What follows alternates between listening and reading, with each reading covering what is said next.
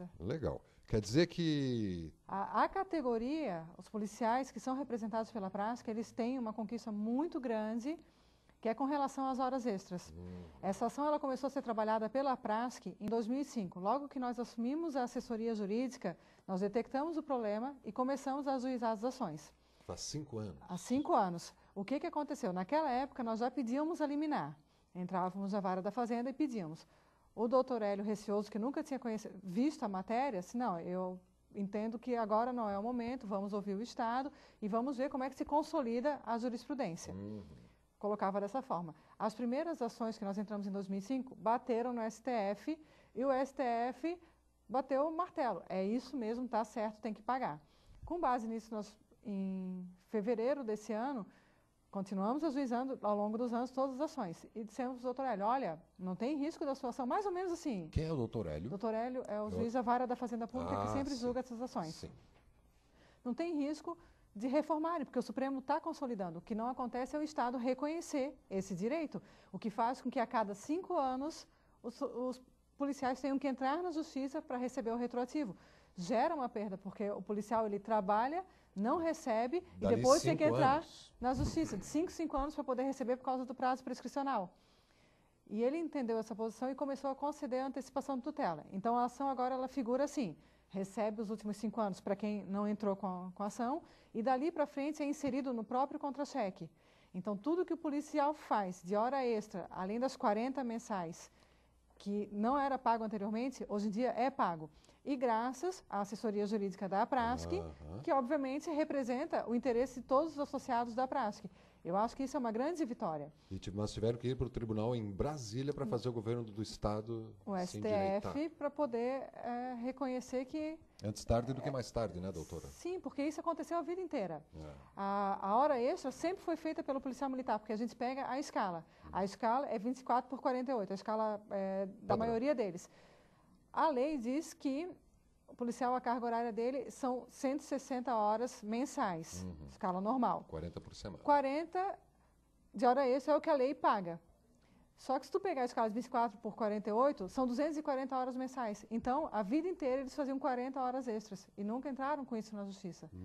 Quando nós assumimos, nós verificamos o erro e entramos com a ação. O STF pacificou o entendimento e agora está. Porque eu até conversei com o Souza Espelho. Ontem um policial me ligou, lá do Oeste, disse, doutora, eu recebi R$ 1.200 no meu contra-cheque das horas extras excedentes às 40. Eu disse, que bom. Ele assim, eu fiz um trabalho numa feira lá no interior e recebi. Aí ele disse, é isso mesmo? Eu disse, não, é isso mesmo. É que o senhor a vida inteira trabalhou e não recebeu. Quer dizer, essa feira tem todo ano. Quando recebe que estranha. Essa feira tem todo ano. Como o jogo do Figueirense tem todo ano, o Avaí tem todo ano, que eles trabalham muito mais em épocas de campeonato, festas, eles chegam a trabalhar 120 horas a mais. É muito. Então, está fazendo diferença no contra-cheque? Está. Então, de repente, aquilo que não se consegue de abono, que veio o abono para os oficiais, dos praças, foi aquela vergonheira de R$ 250, não se consegue porque não é a prática que faz a lei. A prática apenas reivindica os direitos. Mas, de outra forma, a gente está conseguindo melhorar a qualidade de vida dos policiais que trabalham tanto. Eles fazem jus. Porque o que se tinha no Estado, e o doutor Hélio colocava muito bem isso, é que não se pode admitir o regime de escravidão. Eu não tenho mais efetivo, então tu trabalha para mim. Não, se não tem, vá. E na prática tem sido isso os soldados escravos, dá para dizer assim? Dá para dizer assim, porque o Estado não admite que está errado. Ele diz que por falta de efetivo ele é obrigado a botar o policial na rua para trabalhar, mas ele também não paga por esse trabalho. Em qualquer empresa, se tu trabalha 2 horas a mais porque o teu chefe precisou, ele é obrigado a te pagar. Sim. Uma vez ou outra a gente até ajuda, né, doutora? Uma vez ou outra. O que acontece? É bem interessante. Em 2005, o governo deu um abono de R$ 240. Os subtenentes da reserva não receberam esse abono. Qual foi a justificativa para eles? Vocês recebem os proventos de segundo tenente. Os proventos de vocês são equiparados aos oficiais. Beleza, eles ficaram de fora. Então, não eram praças para equiparação da lei. Agora, eles deram abono aos oficiais. Os subtenentes ficaram de fora porque são praças. Então, assim, no fundo, eles não são nenhuma coisa nem outra. Dependendo da vontade, a coisa muda. ou eles são praças ou eles são equiparados a oficiais. A lei, ela coloca bem claro isso. Ela diz que os proventos dos subtenentes são os mesmos que o do segundo tenente. Então, aumentou do segundo tenente, aumenta o do sub. Isso é muito tranquilo. Isso está escrito em que lei mesmo?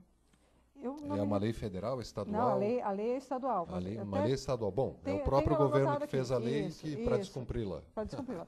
Aí, o que eu acho bem interessante colocar é que nós temos também aqui os cabos e soldados.